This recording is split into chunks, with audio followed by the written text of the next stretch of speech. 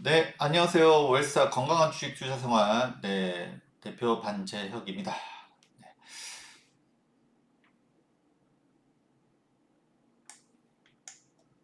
이번 주 아주 중요한 이벤트들이 있습니다. 미국 중간 선거가 있고요. 그다음에 CPI가 11월 10일 이번 주 목요일입니다. 목요일 날 발표가 있습니다. 그래서 이것이 중요한 변곡점이 될 것 같고요. 그래서 여러분들한테 관련 이슈 말씀드리고, 그리고 도대체 연준 의장 파월은 굉장히 고집스럽습니다. 어떤 자세, 스탠스를 바뀔 수 있을까라는 주제를 가지고서 오늘 컨텐츠를 만들어 보도록 하겠습니다. 우리 웰스탁 여러분들 오늘 잘 들어주시고요. 다음 주 투자 전략 어떻게 가져갈 것인가 같이 보시면 좋을 것 같습니다. 본 영상은 교육이죠. 그리고 주식 매매는 본인의 판단임을 다시 한번 알려드리고요. 구독 알람 설정 해주시고, 그러면 도움이 되셨다면 좋아요 버튼도 눌러주시면 감사하겠습니다. 지난주부터 말씀드리면 코스피, 제가 많이 말씀을 드립니다. 이 갭을 메꾸기가 어렵다라고 했는데, 잘 메꿨어요. 요 부분에서 잘 메꿨고, 그리고 증시가 이렇게 우상향하고 있습니다. 그리고 지난주 금요일 날, 역시 미국 시장에 대비해서 굉장히 좀 견조한 흐름이죠. 그래서 61선 그냥 찍어도 다행이다라고 생각했는데, 그거보다 약간 상회를 했습니다. 우리가 사람이 좀 그쵸, 61선을 넘으면 그 다음에 121선을 바라보게 됩니다. 그래서 과연 121선까지 갈 수 있을지, 그러면 한 지수가 2400 정도 될 겁니다. 갈 수 있을지 또는 그 이상을 돌파할 수 있을지, 여러분들 모두 관심사죠. 그래서 최근에 제 증시를 보면 마치 이제 올라가냐 내려가냐 상승이냐 하락이냐 마치 홀짝처럼 뭐 아니면 도인 장세가 많이 펼쳐집니다. 그래서 하락인지 상승인지 이것만 알 수 있어도 우리가 증시에서 성공할 수 있습니다. 방법은 여러 가지가 있죠. 코덱스 레버리지라든지 또는 인버스라든지 여기에 베팅하시는 분들도 계실 텐데, 일단은 시장의 흐름은 나쁘지 않습니다. 특히 미국 시장에 비해서도 견조한 흐름이고요. 그래서 최근에 뭐 외인의 매수가 계속 이어지고 있고, 특히나 장 후반에 들어서는 이렇게 외인들의 매수가 장 후반에 주로 많이 들어오고 있습니다. 그리고 금요일 같은 경우는 이렇게 기관도 장 막판에 더 많이 들어왔습니다. 그래서 어떤 변화가 있었을지, 물론 금요일 같은 경우는 이제 중국, 그렇죠? 이게 중국의 이슈가 있었습니다. 그래서 제로 코로나 정책을 이제는 이제 조금은 이제 바뀔 때가 되지 않았을까 하면서 중국 증시도 굉장히 상승했고요. 그리고 국내 증시도 이렇게 중국의 리오프닝해서 화장품이라든지 또는 이런 관련된 또는 뭐 관광 또는 뭐 카지노 이런 종목들이 많이 올랐습니다. 금요일 날. 그래서 중국의 리오프닝. 그리고 실제적으로 이것이 미국 시장에도 영향을 끼쳤어요. 관련 더 보시고, 나스닥 지수가 최근에 좋지 않습니다. 이렇게 음봉이에요. 계속 오르긴 올랐지만 음봉이고, 역시 금리 제가 팍스 TV에서도 주말 특집으로 인물 특집으로 파월 의장은 도대체 왜 그럴까라는 주제를 가지고서 주말에 방송을 했었어요. 그래서 그분 말 한마디에 전 세계 시장에 금융시장 또는 경제 자체가 완전히 흔들리고 있습니다. 워낙 큰 영향을 끼치고 있고요. 그래서 그런 연장선상에 있죠. 특히 나스닥 같은 경우는 금리 인상이 좀 더 취약하다라는 것을 여기서도 알 수가 있습니다. 오르긴 올랐지만 그래도 뭐 일단 오르면 다행입니다. 그렇죠? 그래서 이제 S&P를 보면 그래도 비교적 좀 무난합니다. 그죠? 그래서 이렇게 도지 형태긴 한데 그래도 같은 1%의 상승이라도 이렇게 양봉이 나오는 흐름을 알 수가 있었어요. 물론 다우지수는 훨씬 더 좋고요. 그런 흐름이 이어지고 있고요. 그 다음에 지금 금요일 날 이야기할 부분은 사실은 이것이 제일 큽니다. 필라델피아 반도체 지수. 이것도 사실은 필라델피아 반도체 지수, 반도체 우리 제 관심이 많을 수밖에 없죠. 그래서 역시 경기에 민감한 섹터이기도 합니다. 그래서 IT 기기가 많이 팔려야 되는데 뭐 경기 침체 우려도 있고요. 물가 상승하다 보니까 뭐 소비자들이 좀 주머니를 많이 못 연다 이런 얘기 때문에 이게 최근에 좋지 않았는데 비교적 필라델피아 반도체 지수도 견존 흐름입니다. 나스닥에 비해서 흐름이 나쁘지 않죠? 그렇게 우상향하고 있고 그 다음에 역시 연준의 파월 의장의 그런 어떤 발표 때문에 좀 뉘었다가 다시 한번 금요일날 4.6% 그러니까 나스닥, S&P, 다우에 비해서도 훨씬 강한 반등을 나타냈어요. 역시 중국 소비 살아날 수 있지 않을까. 물론 그래서 WTI 그 석유 또 유가도 좀 더 뭐 오르긴 했습니다만 부정적인 것도 있지만 이렇게 소비가 살아나지 않을까, 경기가 살아나지 않을까라는 것이 있고요. 그리고 반도체의 특성상 한번 바닥을 찍으면 그 다음에 좀 상승하는 경향도 있습니다. 요 이야기는 좀 이따 다시 할 거고요. 아무래도 이제 월요일 날 반도체 섹터가 좀 강하겠죠? 삼성전자, SK하이닉스 그리고 소부장 종목들 많이 있습니다. 저희가 보는 종목들도 많이 있고요. 그래서 이제 주말 특집으로 이제 파월 의장에 대한 이야기를 했습니다. 도대체 과연 이분 왜 이럴까? 그쵸? 연세는 한 만 69세, 우리나라 70세죠. 그리고 현재 연방주 이사회 의장. 저희가 오늘 썸네일 그 표지도 우리 파월 의장을 했어요. 이분은 워낙 영향 끼치고 있고. 근데 과연 이제 이번에 좀 바뀔까? 그쵸? 굉장히 이분의 자세가 굉장히 좀 너무 매파적이죠. 주식시장이 오를만 하면은 아주 그냥 말로써 찍어 누릅니다. 네, 그렇게 계속 했는데 과연 이번에 바뀔 것인가? 라는 것이 이번 주말에 저희 주제였습니다. 그래서 이제 이분이 언제부터 이렇게 매파적이었나라고 보면은 작년 11월 22일 요때 재심을 받았습니다. 원래 이분은 트럼프가 임명했던 공화당 분이시죠. 어떤 정치적 인 것도 있지 않을까 뭐 이렇게 보는 시각도 있고요. 뭐 이렇게 겉으로 드러나는 바는 없습니다. 사람 마음은 알 수가 없기 때문에 어쨌든 작년 11월 22일 날 재심을 받았고 임명 4년이니까 연속해서 8년을 이제 하시는 거가 될 거고요. 그래서 이분이 재신임 11월 20일 이후에 재신임을 받고서 그다음에 나스닥이 어떻게 바뀌었나 그렇죠? 나스닥이 아무래도 금리에 좀 더 민감하다고 말씀드렸습니다. 그래서 이분이 재신임을 받았다라고 하는 이날 11월 20일 날 상승하다가 갑자기 급락을 맞습니다. 그 다음에 쭉쭉쭉쭉쭉 빠지죠.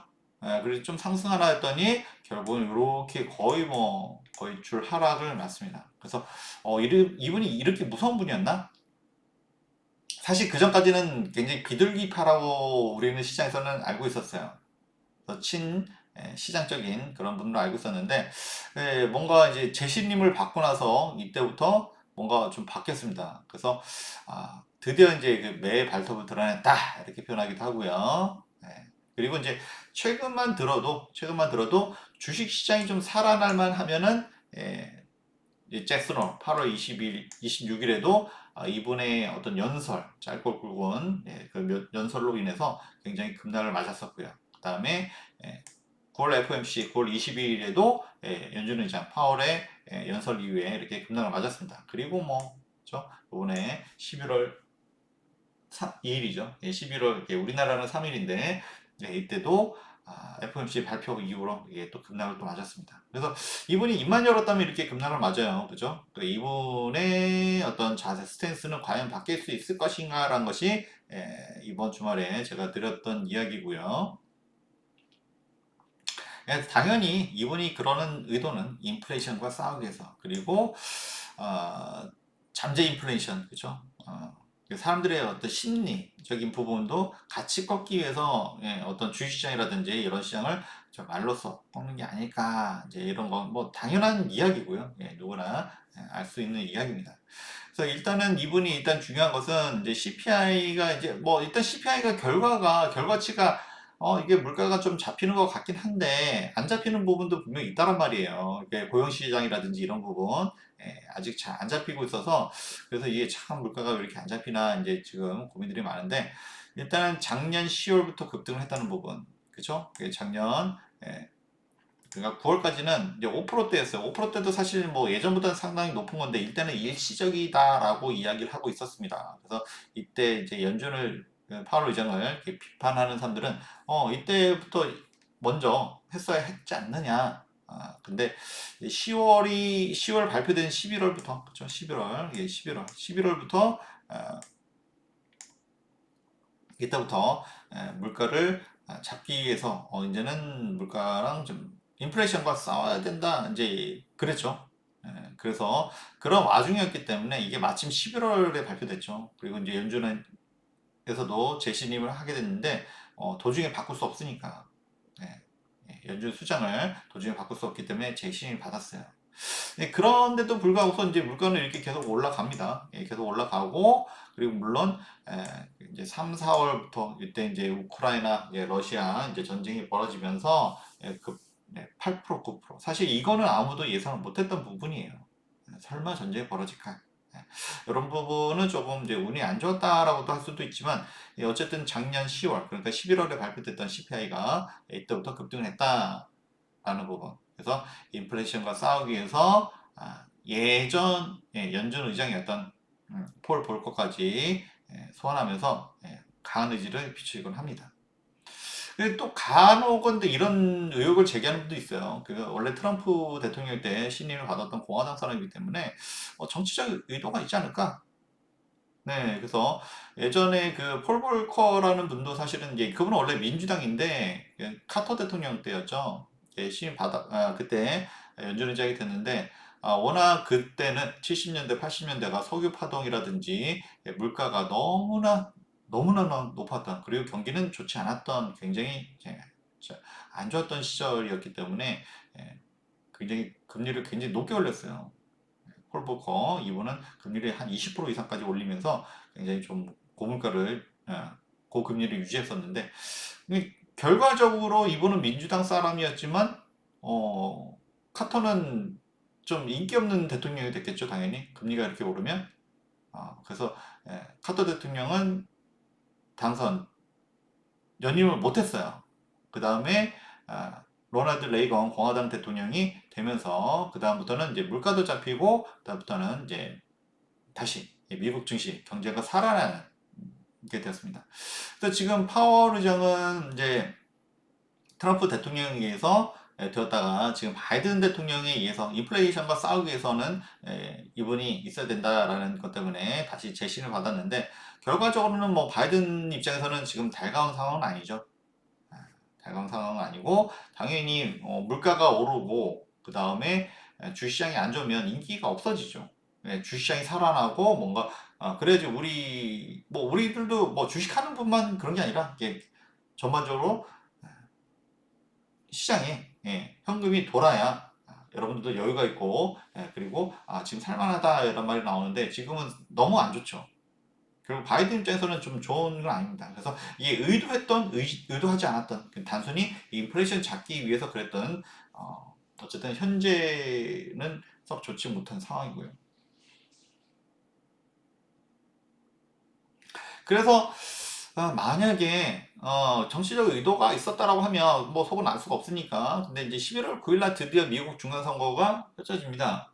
네, 수요일이에요. 네, 수요일 날 우리 시장에 뭐 11월 10일 그 목요일부터 이제 영향을 주겠지만 어쨌든 지금 의도했든 의도하지 않았든 미국 중간선거에서는 하원은 뭐 거의 공화당이 승리하는 걸로 전반적으로 그렇게 예상이 되고 있고요.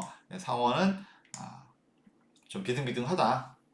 이런 얘기 있습니다. 그래서 만약에 상원과 하원을 모두 공화당이 장악을 하게 되면 또 어떤 일이 벌어질까? 굉장히 좀 시장에서도 좀 변화가 좀 있겠죠. 예. 그래서 만약에 파월 의장이 진짜 정치적 의도가 있었다라고 하면 이분은 일단 뭐 성공했다. 그렇죠? 겉으로 드러낼 일은 절대 없겠지만 그러면 이제 좀 뭔가 자세가 바뀔 수도 있지 않을까? 라고 생각을 할 수 있겠죠. 만약 그랬다면. 네. 네. 그렇지만 어쨌든 간에 뭐 파월의 연준에 물론 파월의 좀 영향력이 크긴 하지만 연준 의원들도 많죠. 이분들을 모두 바꾸기 위해서는 역시나 CPI가 잡혀야 됩니다. CPI나 PCE나 이렇게 물가지수가 잡혀야 돼요.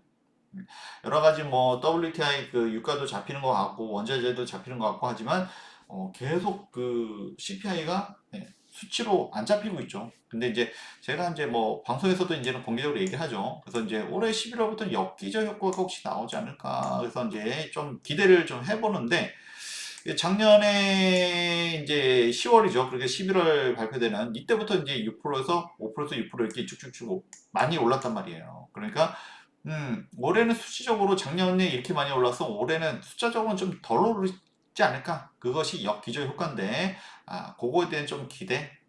예.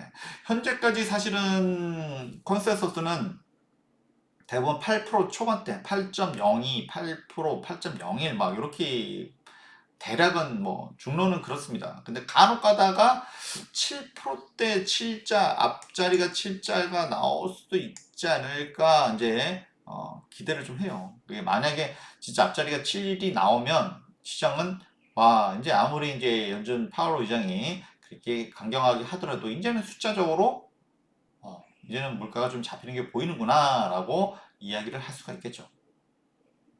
그래서 이번 CPI가 굉장히 중요하고요. 그래서 일단은 뭐 정치적인 의도가 있었든 없었든 간에 이 CPI가 굉장히 중요합니다.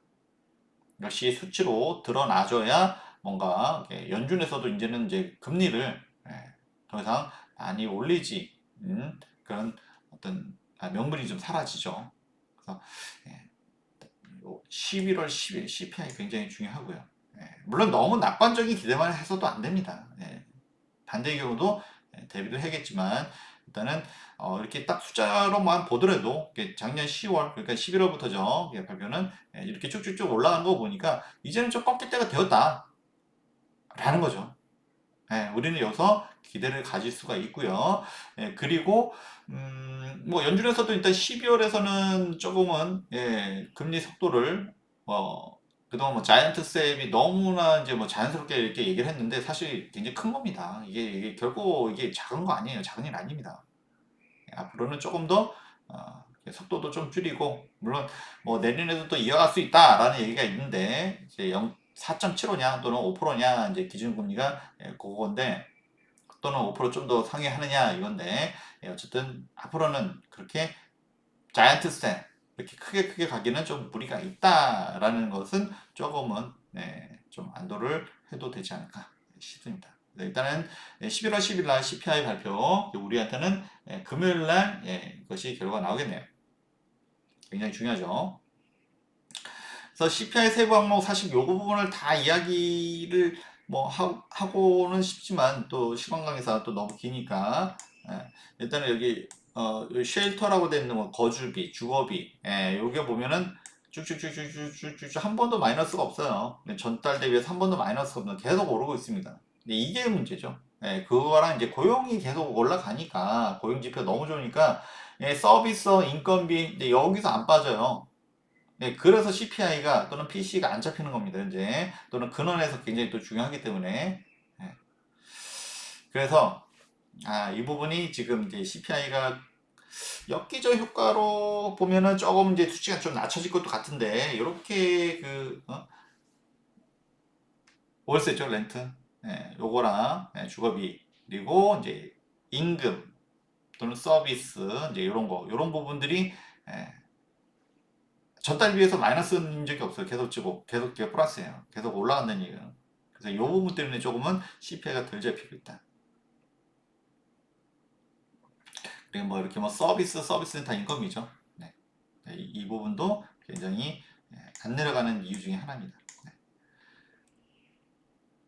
근데 어쨌든 주택가격 지수가 이렇게 쭉쭉쭉 뭐 대부분 올라갔죠. 그 다음에 지금 6월부터 살짝씩 꺾이기 시작합니다. 6, 7, 8월 이제 전달에 비해서 쭉씩 꺾이기 시작해요. 그래서 CPI가 빨리 안 잡히는 이유는 그죠? 주거비는 주로 이제 렌트, 월세는 1년 단위로 하다 보니까 반영이 너무 늦어요. 반영이.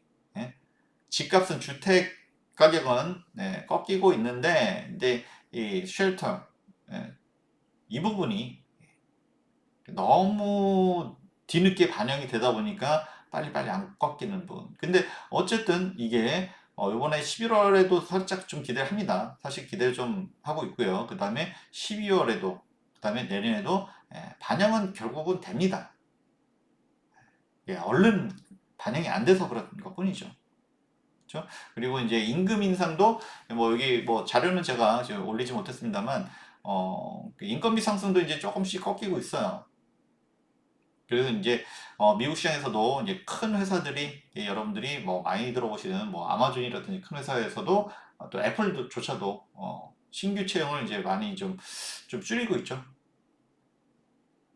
그래서 이 부분이 잡히긴 하는데 이게 너무나 늦게 잡히는 부분. 그래서 그 파월도 연준 의장도 그 부분을 모르는 거 아니니까요. 그죠? 모르는 거 아니기 때문에 알고는 있지만 일단 숫자적으로 안 나왔기 때문에 아직까지 CPI가 그렇죠? 앞자리가 7자로 이게 꺾이는 모습이 나와야 되는데 아직까지 8%대 계속 유지를 하고 있으니까 그렇습니다.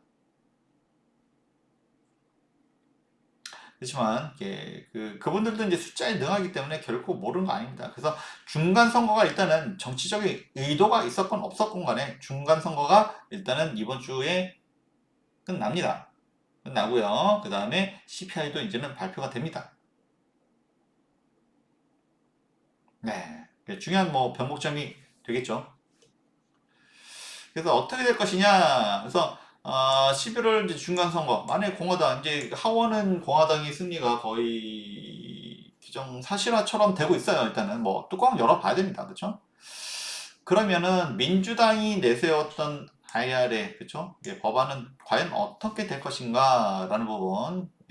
인플레이션 감축 법안이죠. 원래는 이거보다 좀 더 세게 하려고 했는데 그래서 만약에 이것이 공화당이 만약에 상원까지 공화당이 승리를 한다. 지금 뭐 박빙이라고 하는데 그렇게 되면은 IRA 법안이 흔들릴 가능성이 있다. 그러면 그동안 IRA 법안의 최대 수혜를 받았던 2차 전지라든지 또는 뭐 실제로 그렇게 바뀔 것 같지는 않습니다만 솔직히 말씀드리면 그렇지만 이제 불확실성이 좀 놓인다는 거죠. 그러면은 역시 이 흐름도 바뀔 수도 있다라는 부분. 그렇죠? 그리고 당연히 이제 그 11월 10일 날 다음 날그 CPI가 이제 중간선거 이제 그 정치적인 이제 이런 어떤 불확실성도 사라져요. 이제 민주당이 승리했든 공화당이 승리했든 정치가 의도가 있었든 없었든.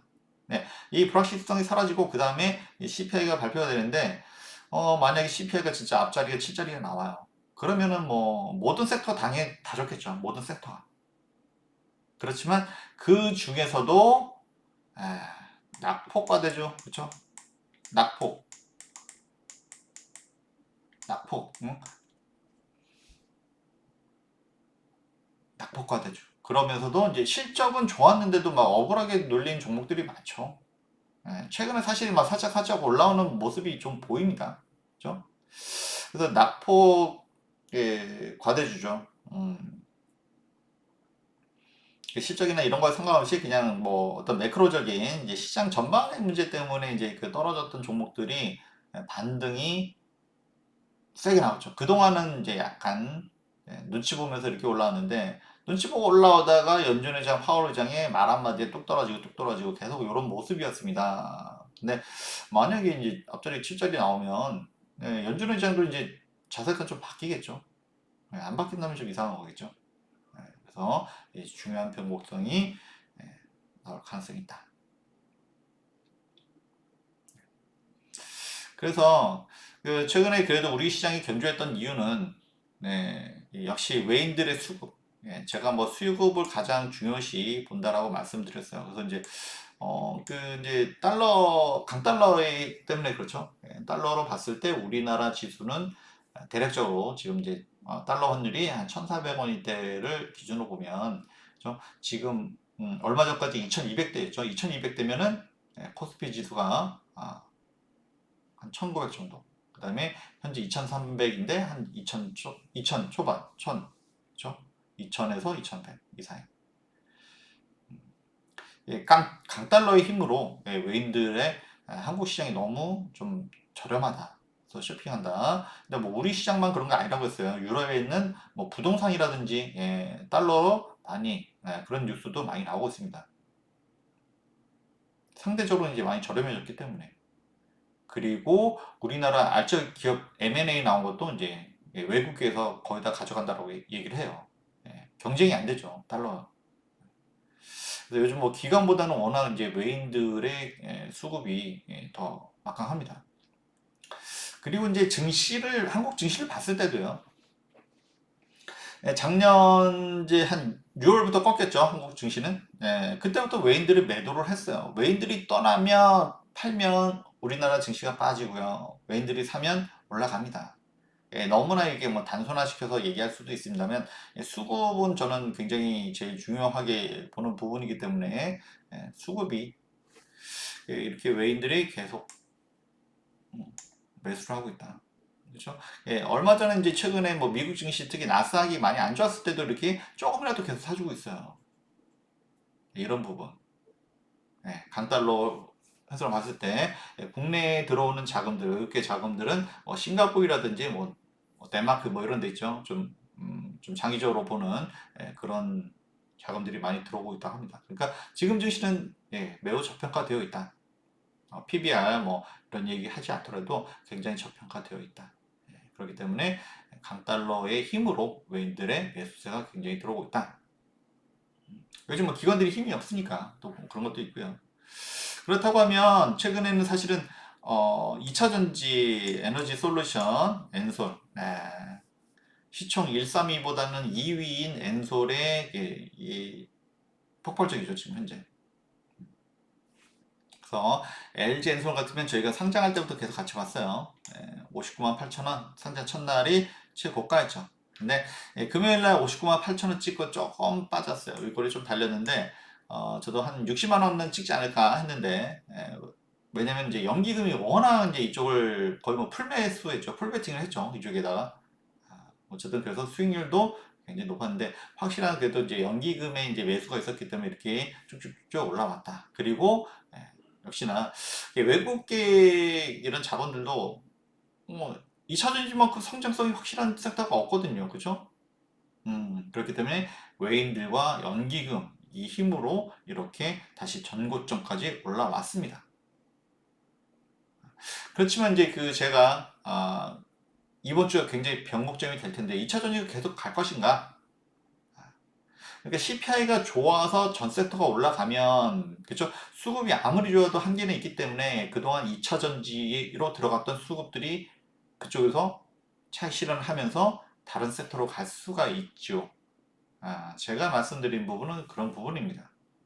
그래서 사실 이제 CPI가 잘 안 좋게 나면 가던 게 또 갈 수도 있어요. 이제 최근에도 그런 모습이 보였는데 연준에서 이제 그 연준 파월 의장이 이제 연준에서 좀 그래도 비둘기파적인 사실 0.75 자이언트 스텝을 한다는 것은 굉장히 시장에 부담을 굉장히 엄청나게 많이 주는 겁니다. 그러면 당연하게 시장을 좀 뭔가 안정을 주는 이제 그런 멘트도 좀 해야 되는데 오히려 더 눌렀죠. 예. 시장을 좀 달래주는 얘기도 해야 되는데 파월은 좀 그렇습니다. 그래서 만약에 CPI가 또 예상보다 더 안 좋았다. 8%또 뭐 이렇게 뭐 이상 나오고 그랬다. 이제 그러면은 이제 또 이제 가던 그쵸? 이쪽에 계속 이제 거의 뭐 이게 몰빵하던 그 이제 투자자들은 계속 그쪽으로 또 하겠죠. 그러면 이제 가던 섹터가 2차전 더 갈 수도 있습니다. 만약 근데 CPI가 좀 더 좋게 나왔다. 생각보다 좀 낮은 수치가 나왔다라고 하면은 이쪽에 있는 수급이 다른 섹터로 갈 수가 있습니다. 그래서 이번 주 굉장히 중요한 변곡점이 발생할 수 있다라는 말씀을 드리고 있는 거예요. 그리고 그 근거로는 물론 저도 2차전지 굉장히 좋게 보고 굉장히 좀 이쪽으로 굉장히 많이 추천했었습니다. 그렇지만 이제 뭐 좀 진부한 얘기긴 합니다만 PBR이 이제 올해, 내년, 내후년, 2024년 매년 성장으로 40% 30% 해요. 그쵸? 네. 매출도 그렇고 영업이익도 그렇고 단기순이익도 굉장히 높은 성장을 하는 건 맞습니다. 누가 이거 부정하지 않아요. IRA 어떤 혜택도 있고요. 그런데 이거를 뭐 4년치, 5년치 실적을 지금 땡겨서 인정받고 있는 상황이기 때문에 혼자 너무 많이 올라왔다라는 부분은 사실 좀 부담이 될 수가 있습니다. 그래서 만약에 이런 시장의 변곡점이 발생했을 때는 이쪽에 있는 수급이 다른 쪽으로 갈 수가 있다라는 부분이죠. 그래서 이제부터는 좀 조심, 2차 전지는 조금 조심해야 되지 않을까. 왜냐면은 몇 년, 향후 뭐 4년, 5년 이후에 실적까지 땡겨서 지금 인정받고, 멀티플을 그때 인정받고 있기 때문에, 예, 그래서 이제는 살짝 좀 조심해야 된다. 라는 이제 말씀을, 이제 슬슬 이제 이렇게 이제부터 이제 말씀을 드리고 있습니다. 왜냐면 이제 최근에도 이제 그 시장이 뭐 변동성이 좀 변곡점이 발생할 때마다 이제 이런 현상이 보여요. 언제나 시장이 뭐가 많이 올라갈 것 같다라고 할 때는 이제 2차 전지가 그때는 조금 쉬어옵니다. 근데 만약에 뭐 시장이 안 좋아 그러면 이제 2차 전지 뭐 기관하고 외인들이 많이 투자를 했기 때문에 가던 게 또 갑니다. 그래서 이쪽은 이제 그 만약에 시장에 어떤 변곡점이 발생했을 때는 차익 실현 물량이 나올 수 있기 때문에 조심해야 된다 일단 말씀을 좀 드리고요. 그래서 어차피 뭐 우리나라 시장이 올라간다고 하면 당연히 반도체를 안 볼 수가 없어요. 반도체를 안 볼 수가 없고 시총 131, SK 하이닉스가 지금 뭐 4위까지 밀렸나요? 이렇게, 이렇게 반도체가 안 좋은데 오히려 이제 안 좋은 게 또 기회가 될 수도 있죠. 그래서 예, 반도체에서 이제 기대할 건 사실 이거죠. 인텔 차세대 서버 CPU. 그렇죠? 사파이어 레피즈의 출시인데 원래 이거 올해 뭐 작년부터 얘기가 있었고 올해 초, 그다음 올해 하반기. 근데 내년 1월까지 출시가 밀렸어요. 그래서 지금 사실은 이제 그 반도체에서 이제 기대할 것이 요건데 얼마 전에 카카오 데이터 센터 이제 화재 났었죠. 이런 데이터 센터에 들어가는 CPU, 서버용 CPU, 사파이어 레피즈. 그래서 이것이 출시가 되면 DDR5, 차세대 DDR5가 많이 팔립니다. 기존 거보다 DDR4보다 한 25%더 비싸죠. 고부가죠. 그래서 이거는 삼성전자, SK 하이닉스 둘 다 수혜를 볼 수가 있어요. 근데 이렇게 지금 사파이어 레피즈가 인텔이 출시를 늦춘 이유는 이제 수율 때문이죠, 수율. 수율이 그러니까 이제 이게 만들면은 그 중에서 이제 불량품이 적어야 되는데 그동안 이제 그 문제가 잘 잡히지 않아서 근데 이제 지금 한 50% 60%까지 수율이 나온다고 해요. 그래서 이제 다음에 한 1월쯤에는 이제 수율이 더 올라가고 하면 그때는 대량 생산을 할 수 있다. 그러면은 우리 아까 2차 전지도 지금 몇 년의 그 실적을 땡겨서 지금 실적을 인정받고 있는데 우리 반도체도 뭐 1월에 출시된다고 하면 지금 11월이니까 이제 12월, 1월 얼마 안 남았죠. 이쪽으로 저는 수급이 좀 넘어갈 수 있지 않을까. 그리고 사파이어 레피즈 인텔이 이렇게 주춤주춤 하고 있는 동안 그 경쟁자가 누구 있죠? AMD가 있습니다. AMD. AMD가 역시나 서버용 CPU 그 제노아라고 하는 것을 11월 10일 이것도 다음 주네요. 제노아를 11월 10일 날 발표를 합니다. 출시를 해요. 그러면 사실 뭐 인텔도 이제 더 이상 이제 잘못하면 경쟁자 뭐 CPU 서버용은 당연히 기존에는 인텔의 압도적인 지지가 있었는데 이렇게 계속 늦추면 결국에는 AMD로 이렇게 돌아가겠죠.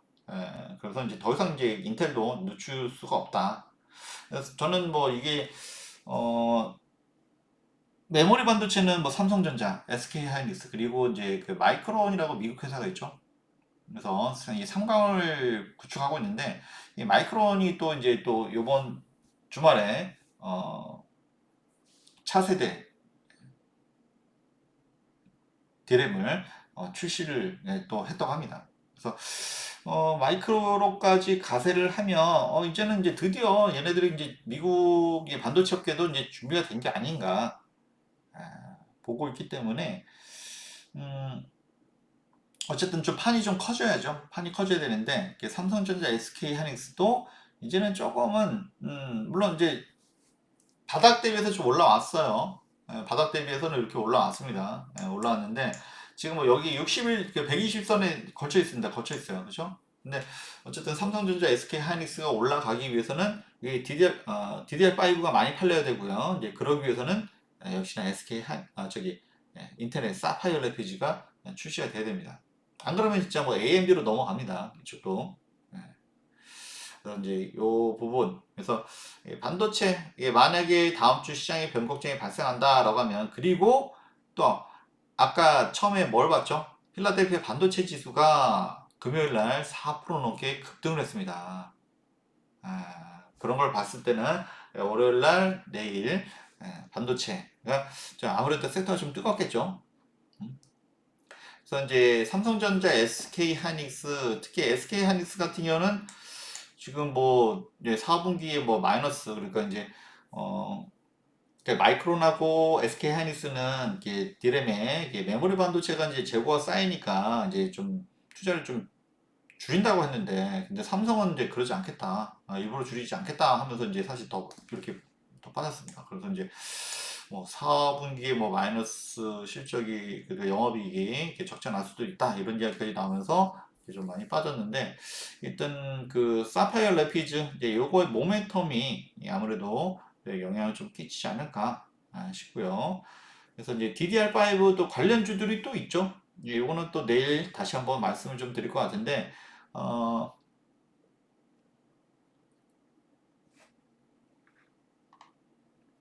네, 지난 그 금요일 날 제가 그 단기 공략주, 제가 단기 공략주로 이제 TLB를 말씀을 드린 게 있습니다. TLB. 요것도 이제 DDR4랑 5랑 관련이 있는데, 마침 무중 이슈도 있고 해서 TLB, 요거 말씀 좀 드렸었는데, 이게 뭐, 네, 그랬는데 또 필라델피아 반도체 지수가 급등을 했어요. 이것도 월요일날 내일 다시 한번 좀 봐야 될 것 같고요. 네, 그래서 관련된 거 내일 다시 한번 정리를 해드리도록 하겠습니다. 그래서 다음 주가 정말 중요한데요. 중요한데 그 만약에 공화당이 승리하면 IRA의 수혜를 받았던 2차 전지 또는 친환경, 이것이 실제로 제가 봤을 때 크게 영향을 받을 것 같지 않은데, 그렇지만 이제 불확실성이 놓이게 되다 보니까 수급이 좀 변화할 수 있다라는 얘기입니다. 뭐 2차 전지의 성장성이 의심을 받지는 않아요. 그렇지만 수급의 변화는 있을 수 있기 때문에, 그러면 이 수급이 이쪽으로 다른 데로 빠져간다라고 하면 당연히 주가는 영향을 좀 받을 수 있을 거고요. 그렇다면은 수급이 어디로 가냐? 일단은 반도체. 그렇죠? 그리고 이제 마침 인텔의 차세대 서버 CPU 사파이어 레피츠 소식도 계속 나오고 있습니다. 만약에 얘가 또 미룬다 그러면 이제 AMD로 이제 업계 시장도 바뀔 수가 있어요. 그래서 뭐 우리나라 뭐 네이버, 카카오 뭐 이런 뭐 어, 클라우드 산업도 하고 있지만, 아마존이라든지 그렇죠? 또는 마이크로소프트, 구글에서 데이터 센터에 투자를 할 수 있기 때문에 해야죠. 사실은 이쪽 분 거의 최첨단이기 때문에 하게 될 겁니다. 그래서 이제 어떤 그런 서버용 디램이 DDR5에 대한 수요가 올라갈 것이다. 네, 그래서 반도체 섹터를 참 유심히 이제 봐야 된다, 이 말씀을 좀 드리고 싶고요. 네. 그리고 이제 그 지난주에 이게 주봉이죠. 이건 주봉입니다. 주봉이에요. 일봉이 아닙니다. 주봉이에요. 카카오뱅크도 우리가 상장할 때도 같이 봤는데 쭉쭉쭉 올라갔죠. 그죠? 워낙 카카오뱅크 이때까지는 카카오에 대한 인식이 그렇게 나쁘진 않았어요. 근데 카카오뱅크, 카카오페이 자꾸 이렇게 IPO를 계속 하니까 그다음부터 이제 시장이 가뜩이나 또 이제 또 작년 6월부터 사실 코스피 꺾였죠. 그렇게 되다 보니까 이제 IPO에 대한 어떤 그리고 이제 또 카카오에 대한 또 사회적인 또 무리가 좀 있었습니다. 그래서 이래저래 해서 굉장히 이게 주봉이 이 정도 빠졌으면 실제로 어마어마하게 빠졌죠. 그죠? 고점 대비 77% 빠져, 거의 뭐 80% 빠진 거죠. 그죠? 이제 반등해서 그러니까. 어쨌든 이번 주에 좀 반등이 세게 나왔어요. 그래서 이렇게 카카오는 뭐 인터넷 기반이죠. 네, 인터넷 기반의 성장 중입니다. 물론 뱅크니까 은행주라고 좀 보기는 기존 은행으로 보기는 좀 무리가 있고요.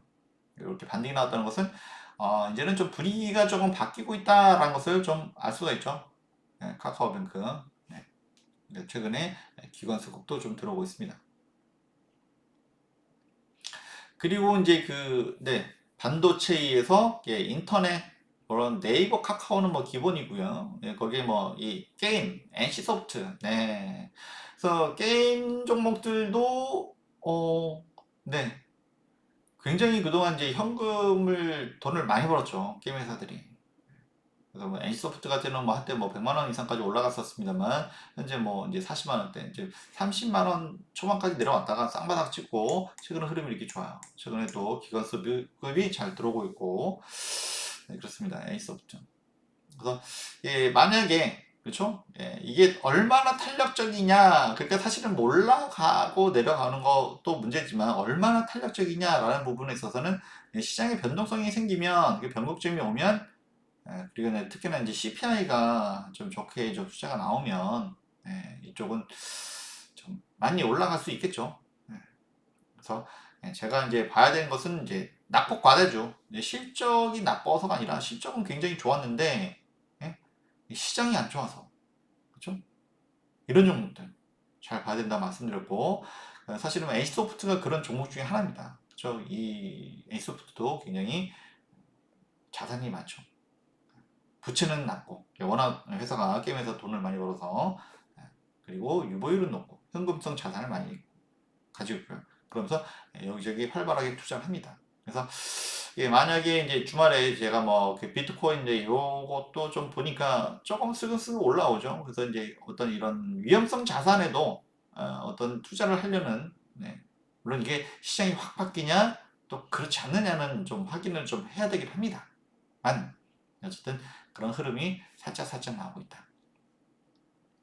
그래서 이제 최근에 이제 위메이드도 제가 좀 가끔 이제 보여주죠. 사실 요거는 이제 뭐 이 위메이드가 뭐 우량 종목이다라고 하긴 좀 그렇습니다만 이제 변동성 매매죠. 그래서 이렇게 5일선 위로 올라갔을 때 한번 하고 또 다시 내려왔을 때 어떤 변동성 매매. 그래서 계속 이슈가 있죠. 위믹스라든지 가상화폐. 그래서 이것 때문에 기대감 때문에 올랐다가 또는 뭐 그것 때문에 또 하락했다가 또는 MS 마이크로소프트에 투자를 받아들여서 상승. 네. 계속 이슈가 있는 좀 워낙 논란이 많은 종목입니다. 그래서 이런 종목들은 사실은 조심해야 하지만 그래서 매수짜리 매도짜리 그러니까 변동성을 이용한 매매는 할 수는 있다. 이 정도 일단 말씀드릴게요. 할 수는 있다. 적극 권장하는 건 아닙니다. 그래서 제가 이제 그러면 A소프트는 게임 주지만 너무 좀 무거운 측면이 있습니다. 그죠? 그리고 위메이드는 너무 변동성이 커요. 그러면은 그 중간 없을까요? 라고 했을 때 제가 이제 요즘 최근에 이제 열심히 보는 게 컴투스. 그래서 역헤드 앤 숄더, 그죠? 여기가 이제 그 머리 부분이고, 이제 바닥입니다. 어깨겠죠? 다시 내려가 있고, 그래서 이런 종목, 좀 가능성이 있다라고 이렇게 말씀을 드리고 있어요. 그래서 역시나 변곡점에 그래서 CPI가 좋게 나오고 시장이 뭔가 확 반등할 분위기가 되면 반도체, 인터넷, 또 게임, 컨텐츠 뭐 이런 종목 당연히 급등할 가능성이 있죠. 그동안 실적 대비해서 많이 좀 주가가 좀 내려와 있기 때문에 물론 뭐 바이오도 좋고 다 좋습니다. 다 좋지만 이런 종목 좀 열심히 잘 볼 필요가 있다 말씀을 드리고 있고요. 그리고 이제 컴투스 같은 경우는 이제 시총 9천억대입니다. 1조 좀 안 되는데 좀 올라가면 1조 되겠죠. 이렇게 8천원대만 돼도 1조가 될 겁니다. 그런데 이제 미투원 같은 경우는 이제 좀 천억대의 가벼운 게임주고요. 이제 모바일, 뭐 포커라든지 뭐 이렇게 좀 간단한 좀 게임인데 그래도 시총 천억대지만 또 재무주는 무량합니다. 여기는 특히나 이제 포커 뭐 이런 쪽이다 보니까 P2E 그래서 P2E라고 해서 플레이 투 언 이거죠. 게임하면서 돈 버는 거. 요거에 특화돼 있고 최근에 사실 그런 이슈가 있었습니다. 그래서 여기 상한가 한번 갔었고 그랬었는데, 그래서 이런 게 P2E 관련 이슈가 있으면 이것도 다시 한번 급등할 수 있다. 가벼운 종목이기 때문에 좀 더 그러면서는 이런 종목들을 좋아하시는 분들 계시죠. 그래서 같이 좀 볼만하고요. 그래서 뭐 그래도 요즘은 이게 워낙 고금리 시대이기 때문에 제가 재무 구조가 안 좋은 회사들은 그냥 이슈만 보고 하는 것은 그냥 단타나 뭐 예를 들어서 스윙, 단기국내수는 아침에 가끔 드릴 수는 있습니다만 웬만해서는 일단 재무 구조를 먼저 봐요. 그래서 뭔가 좀 재무 구조 탄탄하고 이 회사는 이 망할 회사 아니야, 그렇죠? 이런 회사들이 만약 투자를 하고 이제 자금 여력이 있다면 당연히 투자를 하겠죠. 투자를 하고 그러면 이런 어려운 시기에 투자를 하고 살아남는다고 하면 그래서 내년 뭐 빠르면 1분기 또는 2분기부터는 좀 많이 좋아질 거라고들 예상합니다. 그때 되면 훨씬 더 좋겠죠. 지금도 좋으면. 일단은 이번 주 그렇죠?